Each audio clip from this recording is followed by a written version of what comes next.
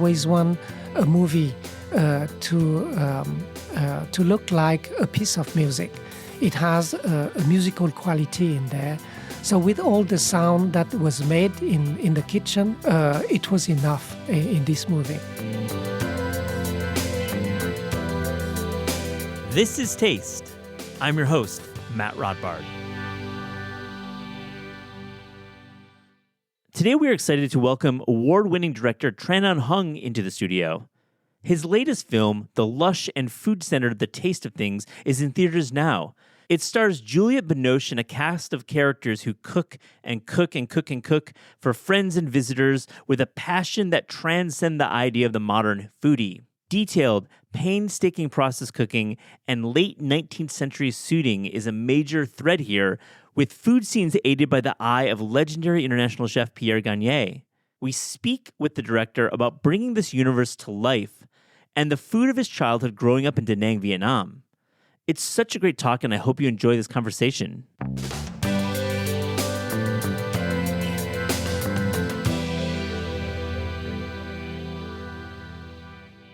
Trần Hùng, welcome to This Is Taste. How are you doing? I'm fine, thank you. It's an honor to meet you. I think of food and television as having a real moment, and food and film has been more of a moment in our history. And I just wanted to start by just asking you, there's so many great food-centric films out there. Babette's Feast comes to mind, Big Night, Tampopo, which is a favorite of mine. There's also amazing television, as I mentioned. We've got The Bear, of course. We've got Japan's Midnight Diner. I don't know if you're familiar with that show. No, I haven't seen all of this. Yeah, Yes. It's okay. I'm not. Yes. This isn't a quiz. But before the filming of The Taste of Things, let's get into what were you thinking about with doing a movie about food? Oh, yes, because I always want to make a movie about an art, and I choose cuisine because for me, we can show everything real on the screen. That's why, cuisine was something that was interesting for me. And also because food and love are the two sources of sensuality in our life. So it was important for me to deal with it. Yeah, and it is much of a story about marriage and love as it is about food. And we're going to try to go a little spoiler-free here.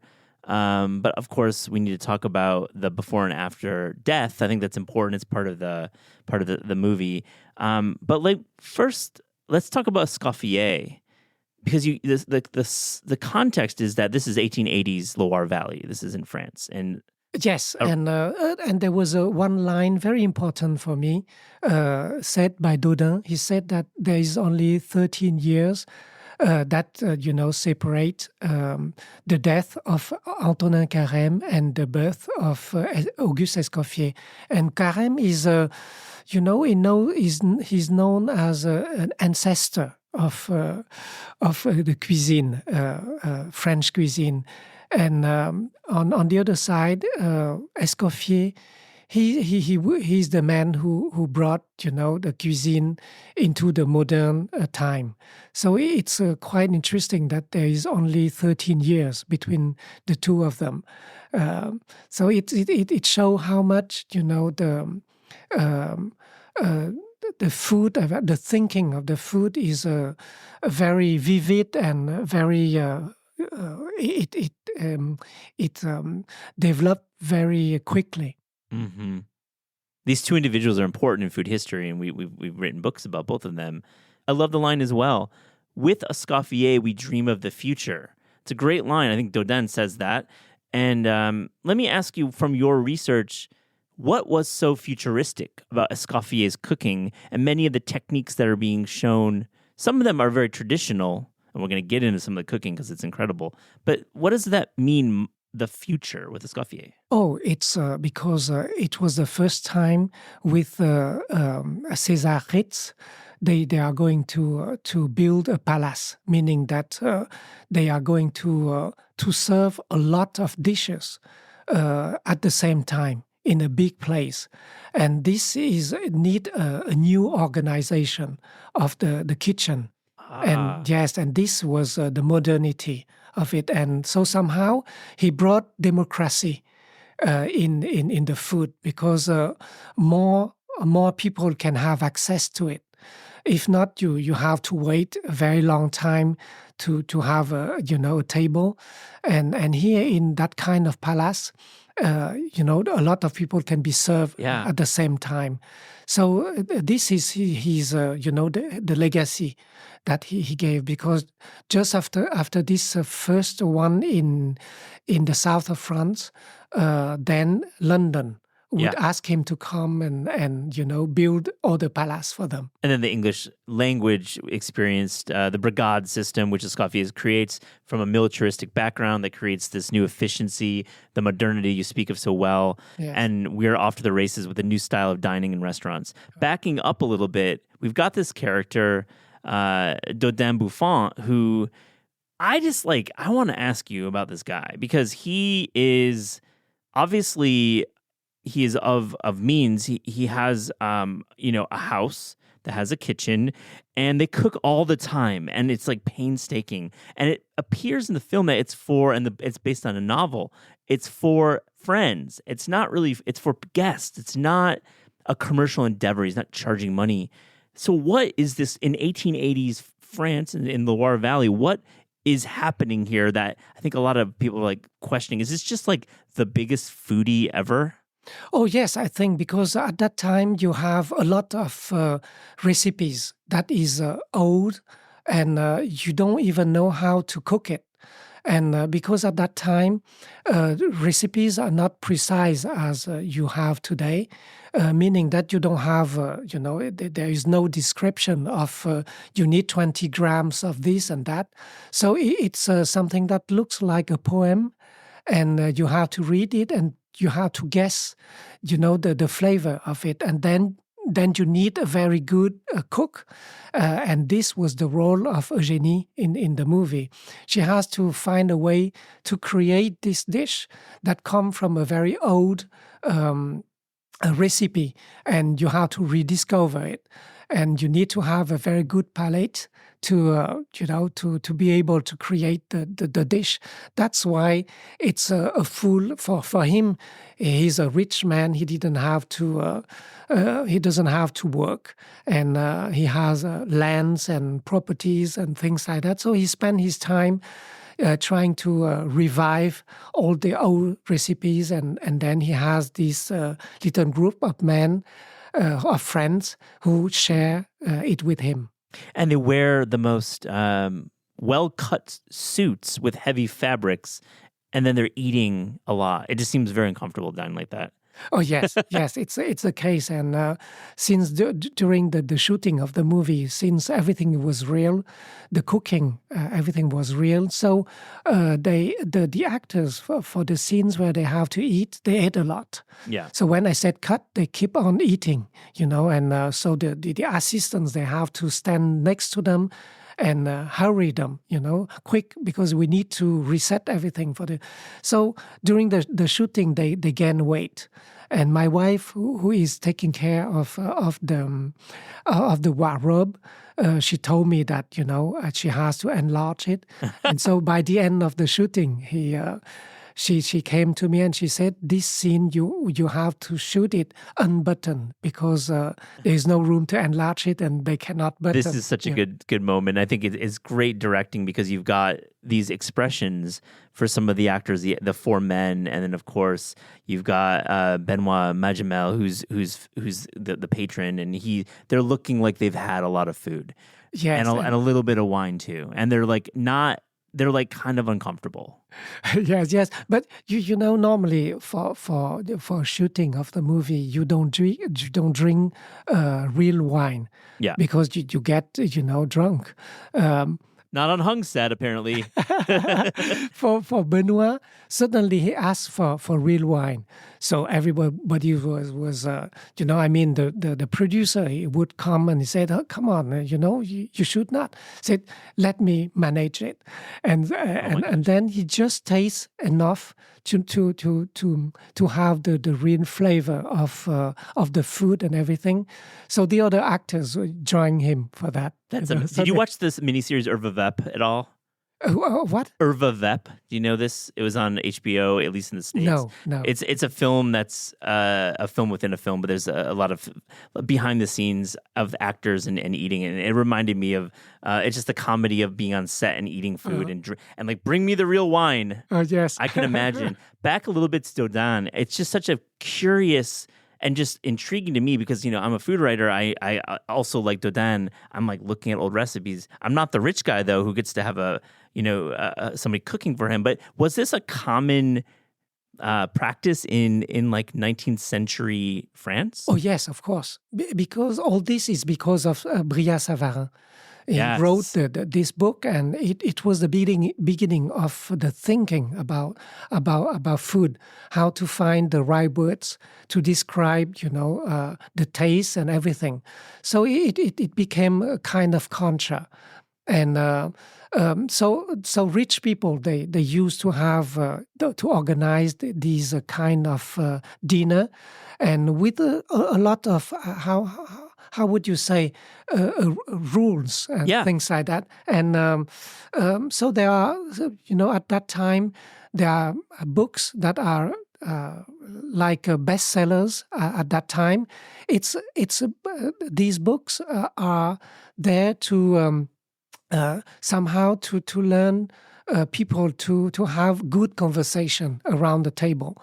You need to say things in a certain way, to be funny and not too profound, because you don't want to be boring, not to be profound. So everything needs to be said quickly in a certain way, etc. And you have that kind of books at that time that give you some topics. Oh yeah, Savan is like the first original food writer. I mean, we think of him as the grandfather of actual food writing, and the fact that there is like a rubric for speaking about cuisine and also about ancient cuisines and things that, like the ortolans, which you cover in a way. I mean, the ortolan scene, which is an ancient practice, I've never seen it done like that. It's very commonly done in cinema. You've seen the ortolan, but the fact that it was done with less ceremony, almost workmanlike, but still important and rare, I like that. You really achieved something masterful there. Oh yes, thank you. It's quite funny. The scene. Yeah, so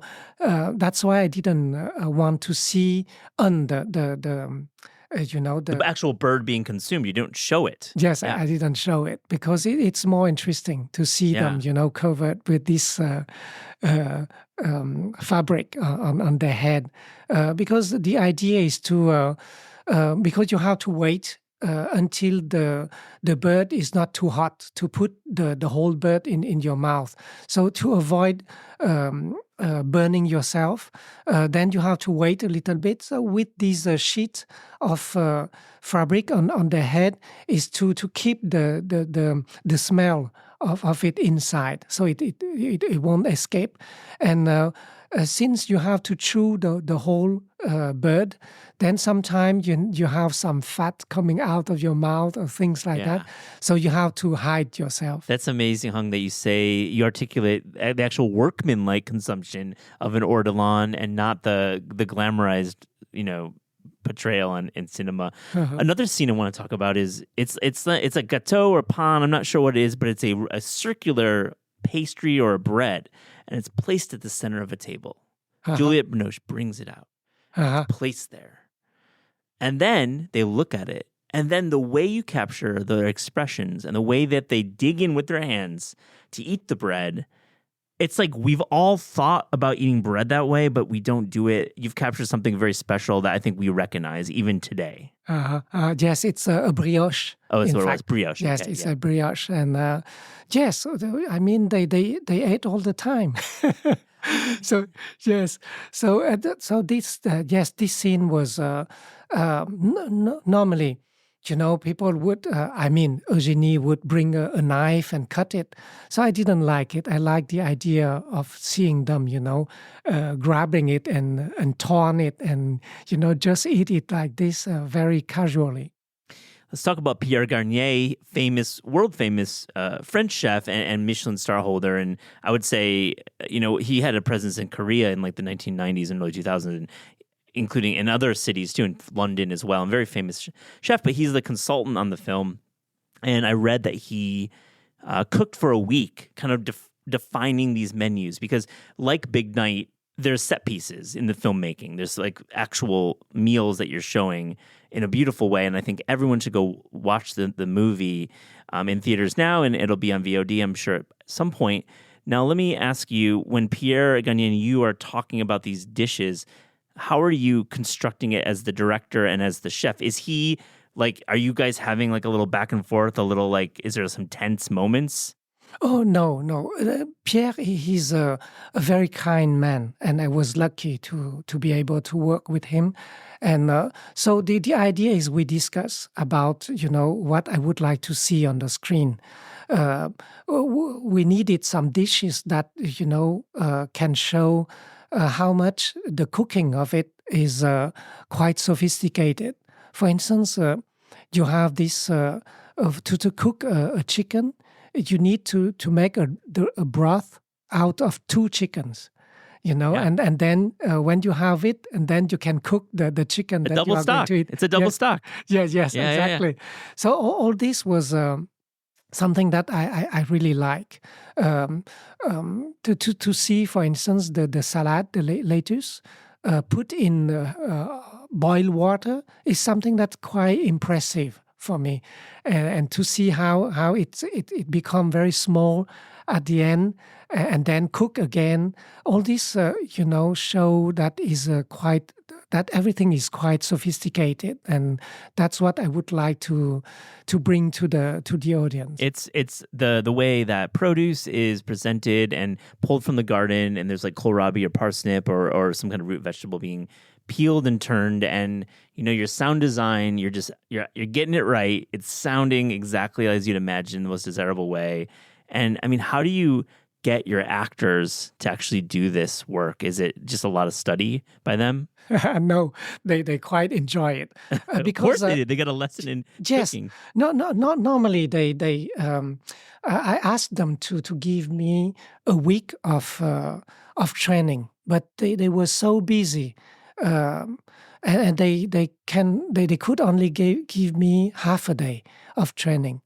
But it was enough because in real life they cook themselves. So for them it was just a pleasure. I can see it that when they cook. So of course for some scenes that I think that could be dangerous, because we work with fire, we work with boiled water and knife and things like that. So for some very specific things, I wanted to have double for their hands. So I cast 2, 1 for each, and but finally we never use them because Oh, wow. yes, because Yeah. Benoit and Juliette, they want to do everything by themselves.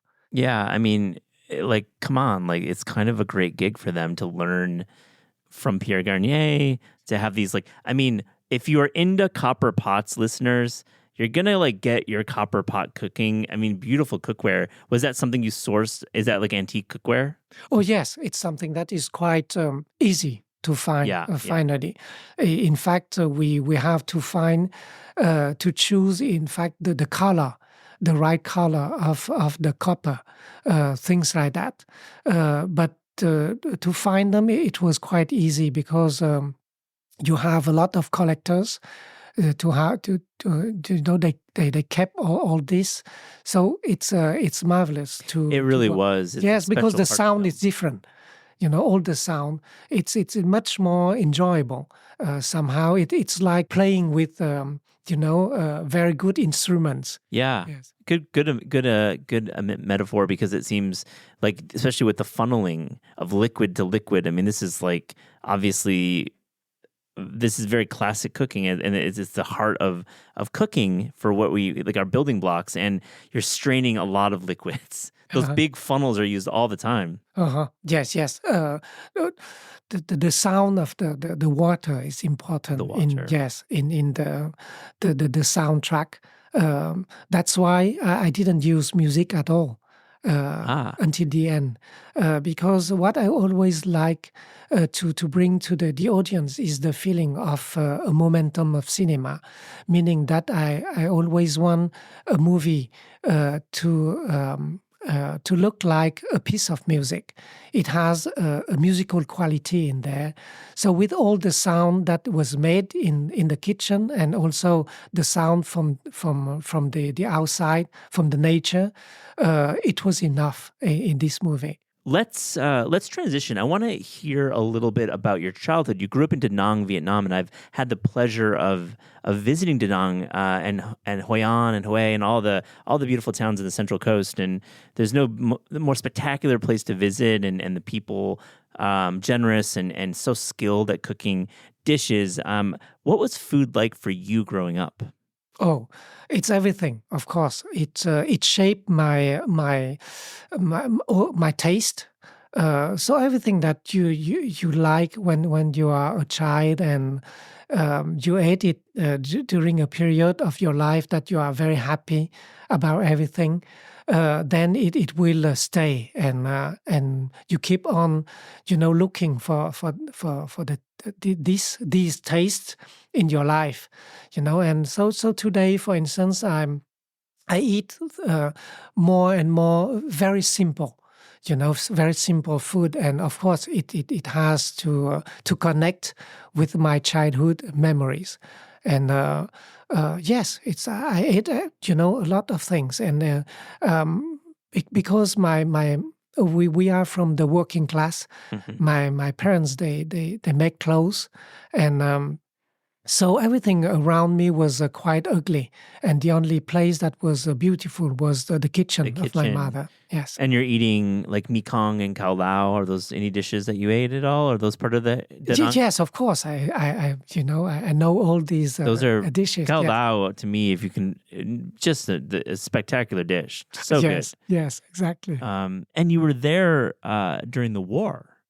Yes, I was there during the war, but I was in a place that I didn't see much about war, and then quickly I moved to Laos, where I stay for 5 or 6 years in Laos before going to France at the age of 12. At the age of 12, you moved to France. Are you living in France currently, or living in Vietnam currently? Or Yes, currently I live in France. you live in France? Yes, in Paris. In Paris. But you make it back to Vietnam a bit? Yes, a lot, because yes, I think that in the future I would split my time half, in Vietnam and in France. Yeah, that sounds pretty great. Yes. Tell me what's. I haven't been to Vietnam in a decade. I'd like to go back. What's in Vietnam as a French tourist or as an American tourist? Just love to get your take as a local. How am I visiting Vietnam? I'd like to open that up a little bit. That question. Oh, I don't know. I think that you should go to the 3 places of Vietnam: in the north, Hanoi, in the center, Da Nang, and in the south, Ho Chi Minh City, because the food is, very different from each place. And in the north, it's more salty, and in the south, more sweet. Mm-hmm. And yes, it's you have to do this long trip. It's a beautiful trip. If you could go from Yes. north to south, I've had the pleasure of doing that. And are you getting good Vietnamese food in Paris? Is there a restaurant, or are you mostly cooking at home in Paris? No, it's at home, because my wife, she's a very good cook, and she cook all kind of food. Yeah. Vietnamese, French, Italian, Japanese. Oh, right on. Yes, Indian. She and sounds like Lao- Eugenie a little bit. Yeah. Yes, she is, and she can try a new dish, and she always succeed. Oh, wow. It's quite amazing. So on the set of the film, are you drinking any very good wines, any old wines to celebrate? I mean, in the film, you see some bottles that were like 50 years old at the time, so we're going back into the early 19th century. Are you getting a little bit like celebrating with a nice wine? No. No, the wine was really organic wine that we had for lunch. Sometimes someone would like to have wine, and we had this wine, but not the one that is No. shown in the movie, In the movie. because it's very expensive, and we didn't have money enough for this movie. Yeah, it was an indie. Not an indie film, but it was shot in like what, two months, like 50 days. Yes, 32 days. Yeah, Yes, yeah. You move fast. yes. It's a beautiful film. I really want our listeners to seek it out, and it's out in theaters now. And I believe, is there a VOD planned in the United States? Do you know? Yes, maybe. I'm sure. Yeah, Yes. there'll be something, a way to see it, but definitely seek it out. And I want to ask, just finally, now that you've done this food film, and I know food has always been part of your filmmaking, what's the future for you? Do you feel connected to this era in France? I mean, personally, it's so interesting to see late 19th century, the birth of gastronomy coming to life. I want more, is what I'm trying to say. Yes, I choose this period because it was more interesting for me in terms of filmmaking. Because when you choose the modern time, everything is different. The light in the kitchen, everything was like a white light. So it was not central enough for me, and I wanted to have this light of at the end of the 19th century, because we have the door, the light coming in from the door, from the windows, and also because of what Eugénie said about herself, that she likes summer and the heat inside of her. So I wanted the light to reveal her character somehow. The light of the movie is very warm, and when it's cold, we know that something is wrong, and in fact Yeah. it's her being sick. Yeah, you're a real auteur, Hung, and I believe the last shot, or one of the final shots, is a circle, is like a pan, and the light changes during that scene from day to night. I believe it's what my reading is. Maybe that's not correct, but I'm glad you called out light. You're here like 30 minutes in the podcast. You're maybe watch the movie. It's just the craftsmanship and the way you've shot the film, and especially the food was amazing. Yes, because we saw so many movies and broadcast about food, and so when I decided to make this movie, I wanted to avoid something like beauty shots Yeah. on the dish or things like Yeah. that. So everything need to be in movement, to be different from what we have seen before, and to give somehow the real time for the actors to cook things. So I'm for the scene of the beginning of the movie, the cooking scene, I divided in 3 long shots to cover this cooking, and so everything looks very real. Oh yeah. Yes, because you don't have that kind of editing that is more about entertainment editing.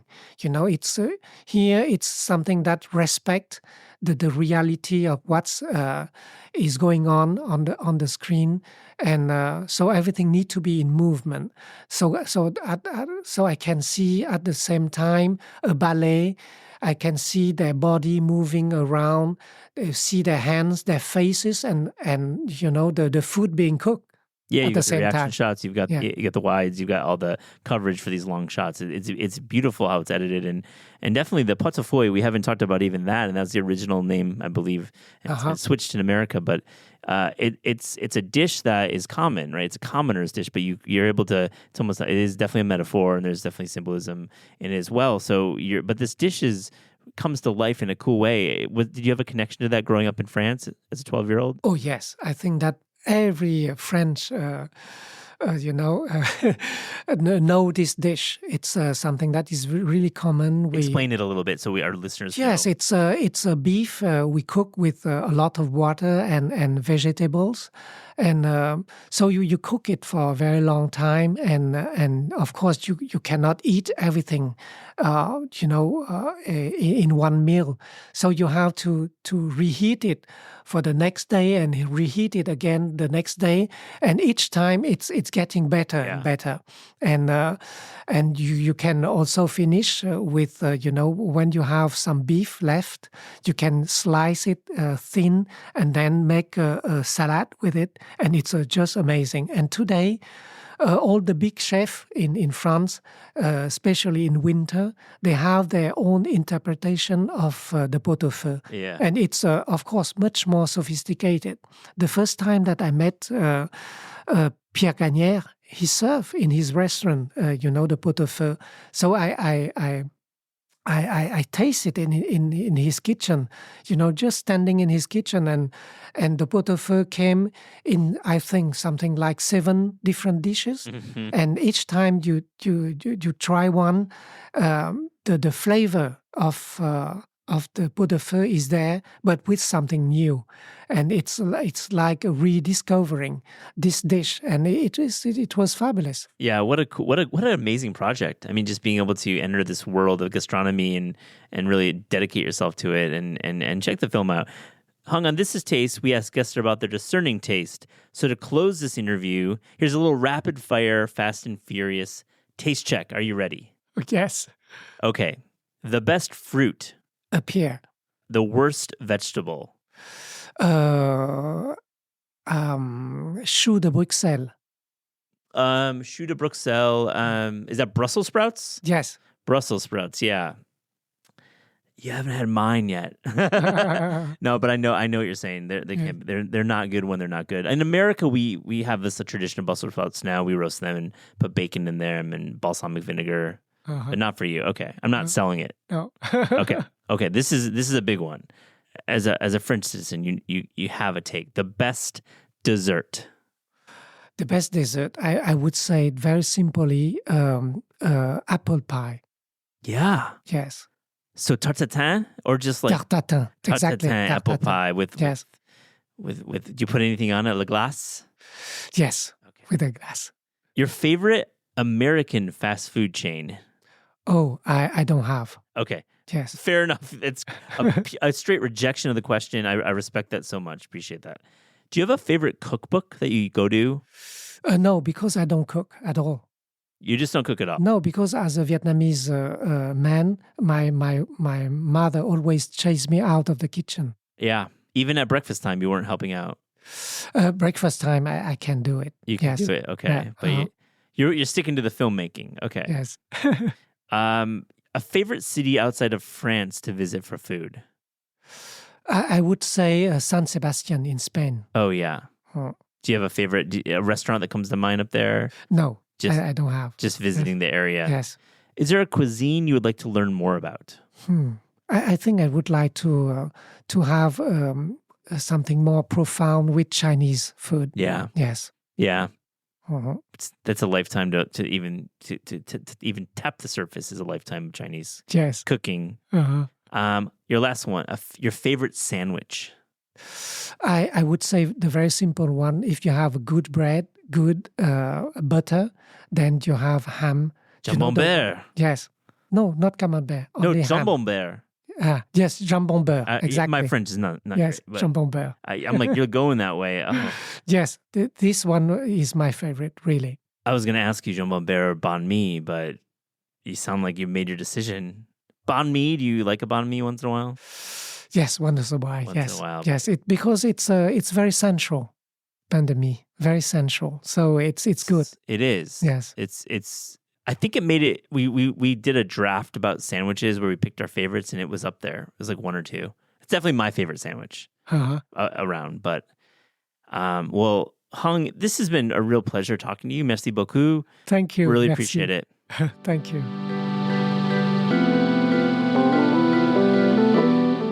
This is Taste is hosted by Eliza Abarbanel and me, Matt Rodbard. The show is produced by Shalia Harris and Pat Stango and edited by Clayton Gumbert. Theme music by Steve Rydell. Visit Taste online at tastecooking.com and make sure to subscribe to our newsletter for updates on all cool things that are happening.